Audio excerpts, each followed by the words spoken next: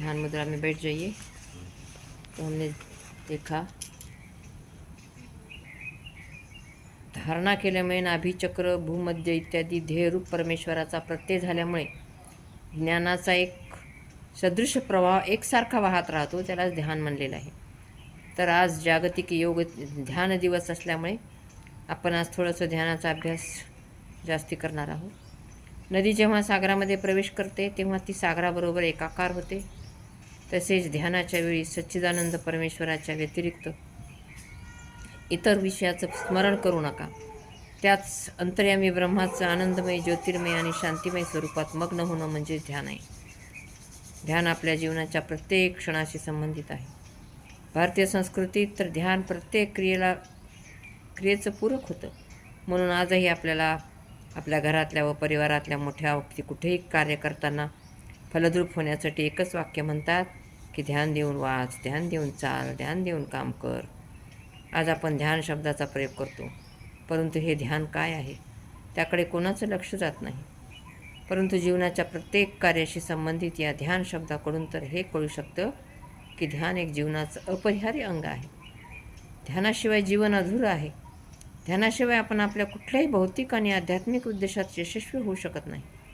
ध्यानानेच आपण सदा आनंदमय व शांतिमय जीवन जगू शकतो. जरी ध्यान स्वतःचीच एक मोठी योगिक प्रक्रिया आहे, तरीसुद्धा ध्यानाच्या काही विधीवर आपण संक्षेपमध्ये पाहणार आहोत, ज्यामुळे साधकाला काही दिशानिर्देश मिळू शकतील. तर ध्यान करण्यासाठी आपल्याला प्राणायाम अवश्य केला पाहिजे, कारण प्राणायामामुळे मन शांत व एकाग्र होतं आणि शांत मनाच्या द्वारे धारणा व ध्यान होऊ लागते. तर आपण आज प्राणायाम केलेला आहे. कपालभाती आणि अनुलोम विलोम प्राणायाम विधीपूर्वक केल्याने मन निर्विषय होतं आणि ध्यान आपोआपच लागू लागतं.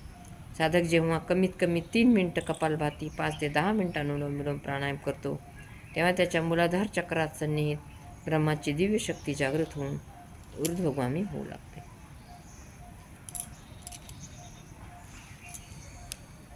चक्र आणि नाड्यांची शुद्धी होते. आज्ञाचक्रात एक दिव्य तेज म्हणजे सच्चिदानंद स्वरूप ओंकारात मन स्थिर होऊ लागतं.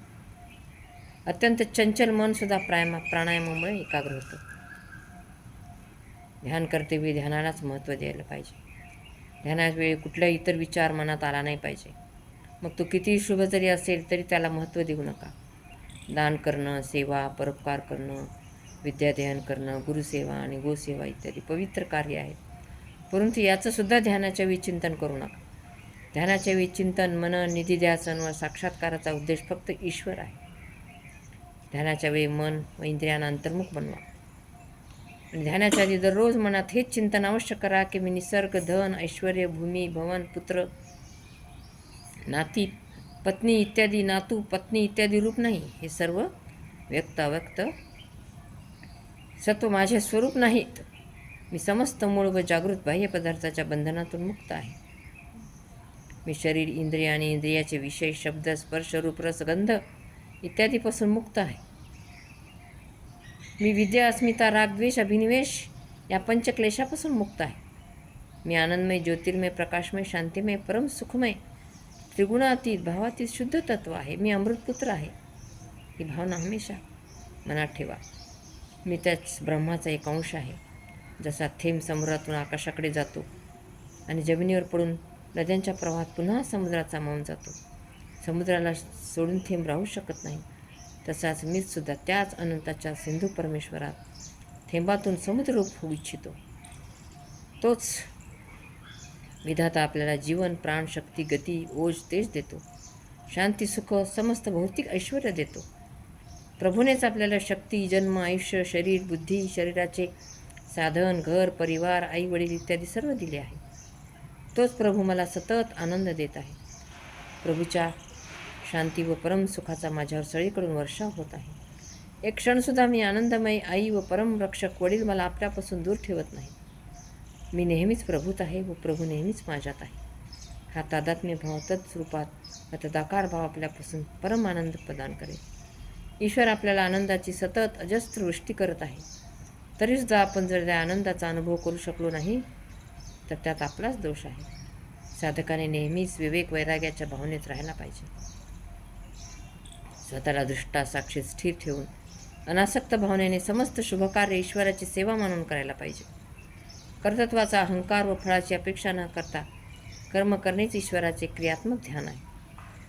बाह्य सुखप्राप्तीचा विचार व सुखाची समस्त साधनं सर्व दुःखरूप आहेत. जगात जोपर्यंत सुख बुद्धी राहील तोपर्यंत भगवंत समर्पण ईश्वर परिधान होऊ शकणार नाही आणि ईश्वराशिवाय प्रणिधानाच्या ध्यान व समाधीपर्यंत पोचणं अशक्य आहे. यासाठी ध्यानासाठी अर्थपूर्वक ओंकार जपाचं अवलंबन सर्वोत्तम आहे.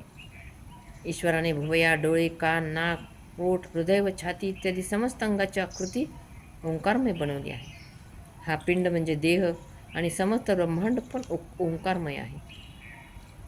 अशा प्रकारे साधक ओंकाराचा जप करत सर्व व्यापक सर्वांतर्यामी सच्चिदानंद ब्रह्म परमेश्वरालाच सर्वत्र अनुभव करत त्याच्या दिव्य स्वरूपात सामावून जाऊ लागतो. ओंकार कोणी व्यक्ती किंवा आकृती विशेष नसून एक दिव्य शक्ती आहे जी या संपूर्ण ब्रह्मांडाचं संचलन करत आहे. जसे या देहात शरीरात आहे, आत्मा दिसत नाही, तरीसुद्धा शरीराचे सर्व कार्य आत्म्याच्या अस्तित्वातच संपन्न होते, तसेच या संपूर्ण ब्रह्मांडाची ती ओंकाररूपी ब्रह्म जरी या बाह्य डोळ्याने दिसत नसली तरीसुद्धा आपल्या दिव्य शक्तीने संपूर्ण ब्रह्मांडाचं संचलन करत आहे. प्रणवबरोबर वेदाचा सर्वत्र महान मंत्र गायत्रीचे सुद्धा आपण अर्थपूर्वक जप व ध्यान करू शकतो. श्वास प्रश्वासावर मनाला एकाग्र करून प्राणाबरोबर उद्गीताची आणि ओंकाराची उपासना केली जाते. सर्व इंद्रिय सदोष आहेत, कारण डोळे शुभ अशुभ दोन्ही बघतात, कान भद्र भद्र ऐकतात, घ्राण सुगंध दुर्गंध दोन्ही हुंकतात, वाणी खरे खोटे बोलते, रसना भक्ष अभक्ष दोन्ही प्रकारचे भक्षण करते. मनात सुद्धा कुविचार व सुविचार इत्यादी रूपात पूर्णपणे निर्दोषता नाही. प्राण मात्र पूर्ण निर्दोष व शेवटी ब्रह्माच्या साक्षात्कारासाठी आपल्याला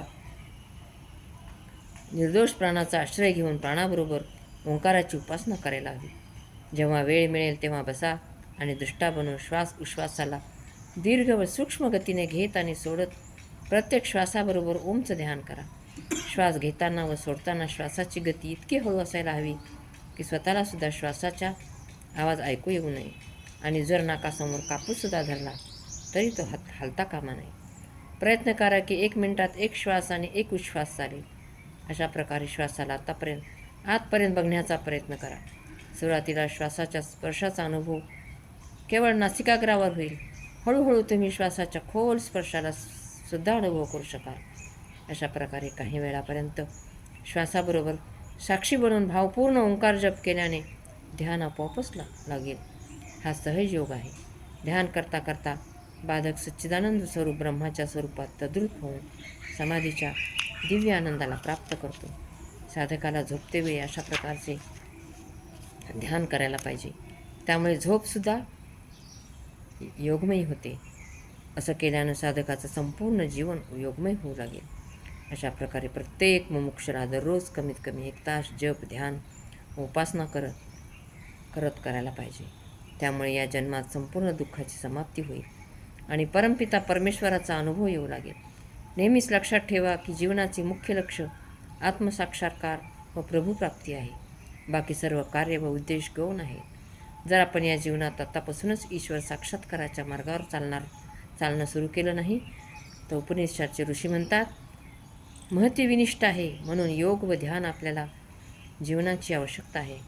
त्यासाठी आपल्याला दररोज 5 मिनिट 10 मिनिट जेवढा काही वेळ मिळेल तेवढा आपल्याला ध्यान केलं पाहिजे.